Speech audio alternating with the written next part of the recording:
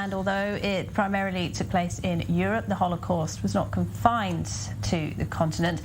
Less well known is how the Jews of North Africa suffered from anti-Jewish policies, talking about countries like Morocco, Algeria, Tunisia and Libya.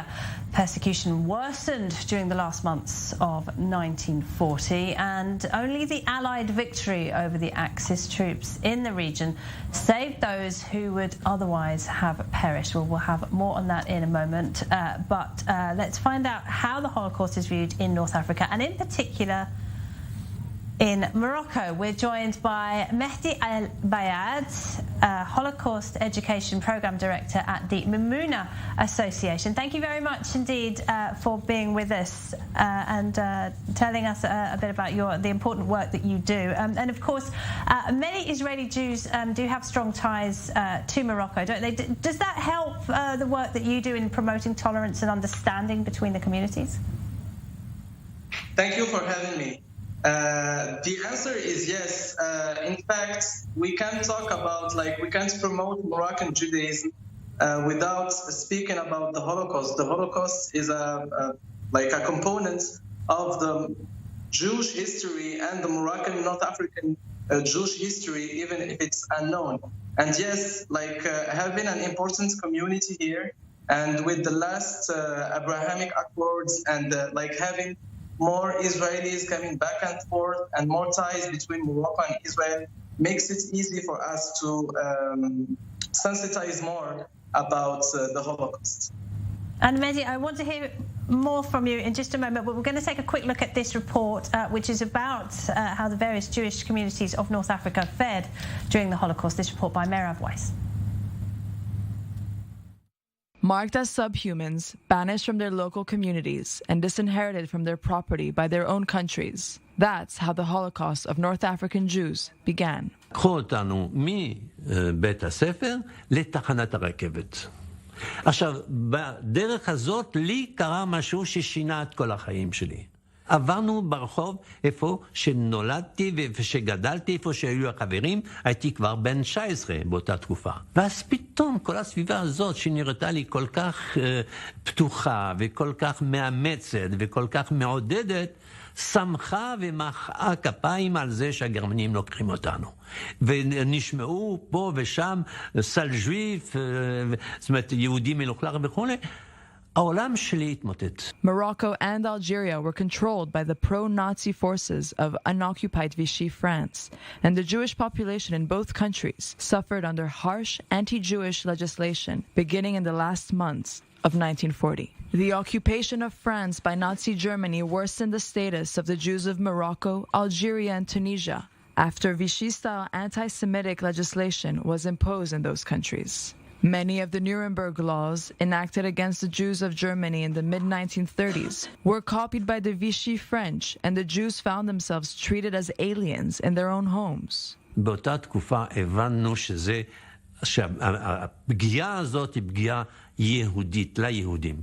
אז הרגשנו, שאנחנו כיהודים ולא כאזרחים אלמונים אירופאים אנחנו נמצאים במחנה, אלא כיהודים, כי שמענו את הכללות של היהודים. Many of the men were incarcerated in camps run by Vichy personnel, and this difficult period in the lives of the two communities would only be terminated in November 1942, when U.S. and British forces invaded Morocco and Algeria. Tunisia was the only country to be actually occupied by the German army for 6 months, from November 1942 until May 1943. Similar anti-Jewish legislation to the laws in Morocco and Algeria was enacted there. מאוד קשה מאוד היה, צפוף, מחלה של טיפוס, של אומרים בתרקית, זה פידוקיוטה, זה כינים לבנים.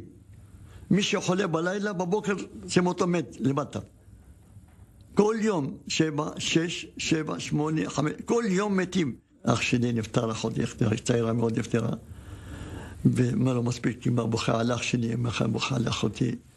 זה היה ממש כאבים חזקים מאוד.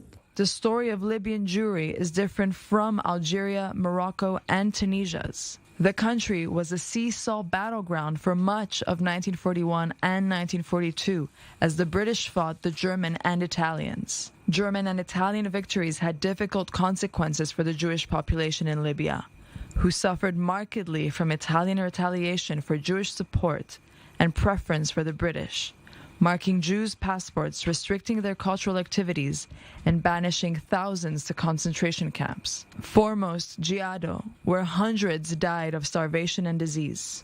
Hundreds of Jews with foreign citizenship were sent to concentration camps in Europe. נגמר הפחד שאת רואה כל יום דברים קשים, ואת רואה שאיך נופלים, על ידך נופלים ומתים. הלב נקרע, אבל גם נקרע, גם נהיה חזיר, איך אומרים, לב חזיר נהיה. שאת יודעת, היום הוא גם מחר אני אולי. את לא יכולה להגיד, חשבנו שאנחנו נצא משם? לא חשבנו, לא האמנו. In November 1942, after the Allies invaded North Africa, the German army entered Tunisia along with a SS unit tasked with applying the anti-Jewish policy. After a brief pause to consolidate their affairs, the Germans began to expropriate the Jews' belongings and mobilize many Jews for the construction of fortifications. German decrees primarily affected the Jews of the capital, Tunis, but in other communities, such as Djerba, they were also mistreated and sent for forced labor. The Jews of the capital were forced to establish a local Judenrat, which was ordered to select 5,000 to 6,000 Jews, some of whom were sent to labor camps. But in early May 1943, the US and British armies, advancing from the west and the east, pushed the Germans out of Tunisia. North Africa was clear of Nazi troops, and the Jews who lived there were finally spared the fate of their European brethren. And still with us, Mehdi El Bayad from the Mimouna Association. And Mehdi, really hard to see that testimony. These horrors were directed by the fascist regimes in Europe. How is that dark part of history viewed in Morocco today? Actually, it's an unknown history, whether in Morocco or even outside Morocco, like even in Europe. The history of the Holocaust is very Eurocentric, and we tend to ignore the North African part. We tend to ignore that the North African territories were under Italian or French colonization, and at some points, for example, France was influenced or was invaded by the Nazis. So Jews in North Africa did suffer from the Holocaust, and we used to have labor camps even in North Africa across all countries.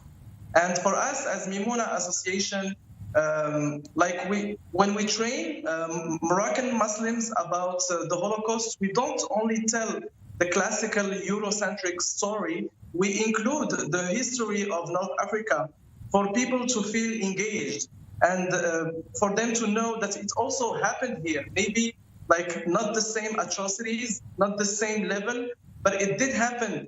And maybe if the Americans didn't come at the right time, maybe more atrocities would have happened in North Africa. And by the way, the stories of different countries in North Africa are quite different. For example, in Morocco, and even, for example, in Tunisia, we have a lot of examples of Muslim-Jewish collaboration.